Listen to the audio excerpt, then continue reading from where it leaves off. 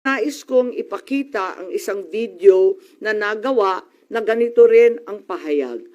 Simulan po natin ang video na maaring mapanood ng ating mga kaibigan.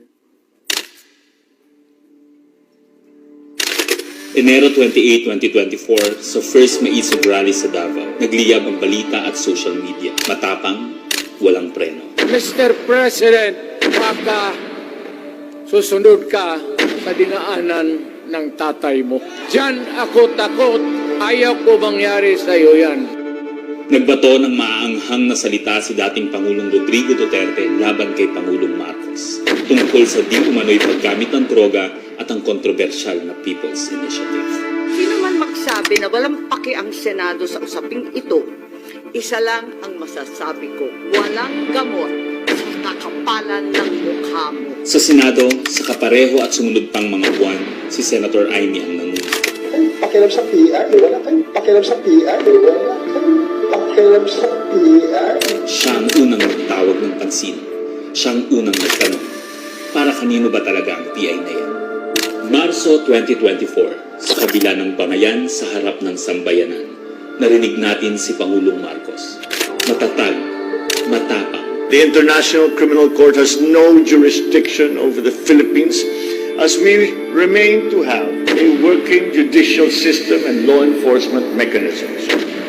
Walang jurisdiksyon ang ICC sa Pilipinas. Sa sabong, nagpagpag siya ng balahibo. Ang hindi natin alam, paghupa ng alikabok ay nagsimula ng ilatag ang plano para muling sumagi sa ICC. Kaya pagtungtong ng Mayo, tahimik ngunit mabilis ang galaw.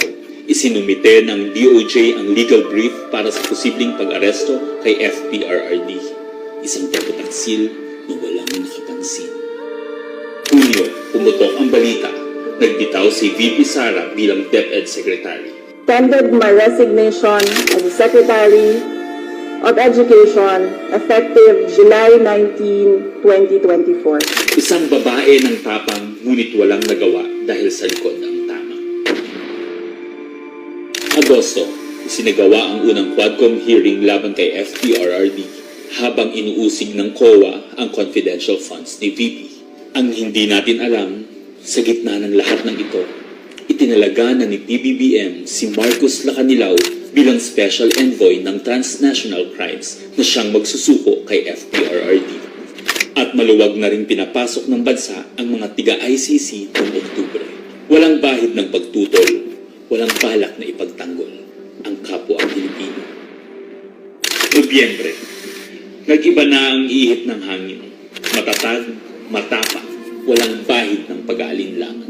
Narinig muli natin si Pangulong Marcos, ngunit iba na ang sinabi. If yun ang gugustuhin ni PRRD, hindi naman kami haharang dun sa mga ICC.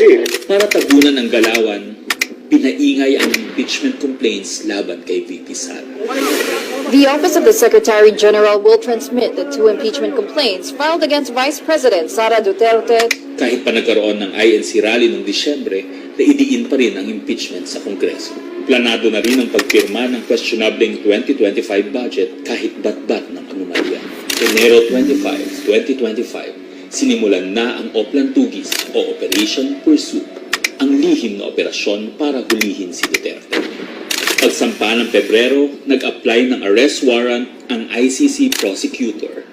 Isang tahimik na pag-uusig habang tayo'y pinaiikot ng mga rally at press release.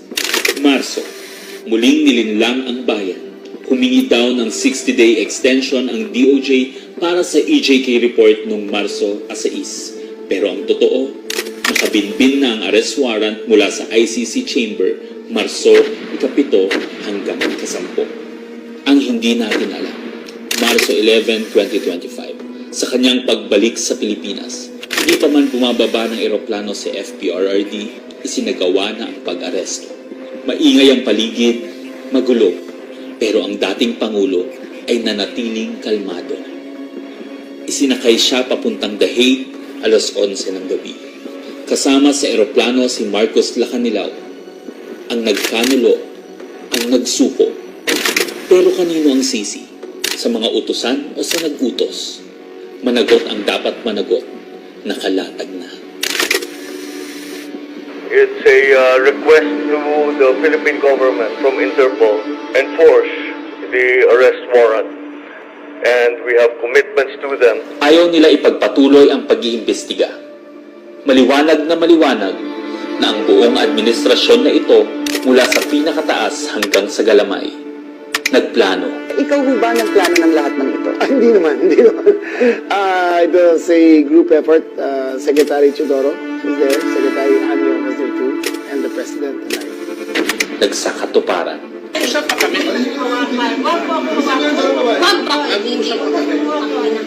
Kayo mga Nagkagulo. Tayong magawa.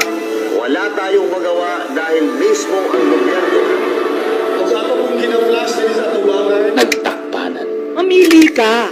Kapag warrantless arrest, edi may period. Kapag may warrant, walang period. I am being cautioned by the DOJ, ma'am, that it may be subjudice already to discuss that because of the habeas corpus pending in the Supreme Court. Ngunit lumabas ang buong katotohanan. Ganito pala ang bagong Pilipinas. Hindi man lang natin alam. Tahimik ang pagtataksil. There was no red notice and what was issued was merely a diffusion. Tahimik ang pagwasak. Paliwanag mong maigi, representative ka ba ng Pilipinas or representative ng Interpol? Pipili ka lang. Represent ko po ang Interpol NCB Manila. So mali itong papel na to.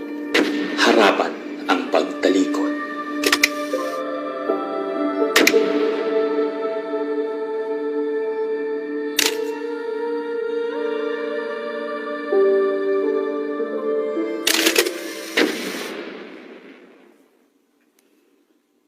Okay, so that's where we are so far.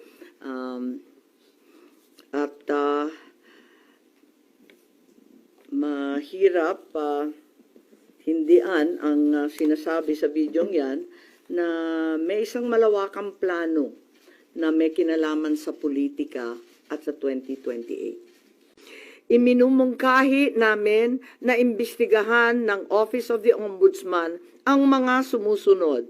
Una, si DOJ Secretary Remulla Boying maaring managot sa violation of RA 3019, Anti-Graft and Corrupt Practices for sanctioning an invalid administrative arrest against a former president in contravention of the ruling of the Supreme Court in the 2023 case of immigration versus Juan Wenle.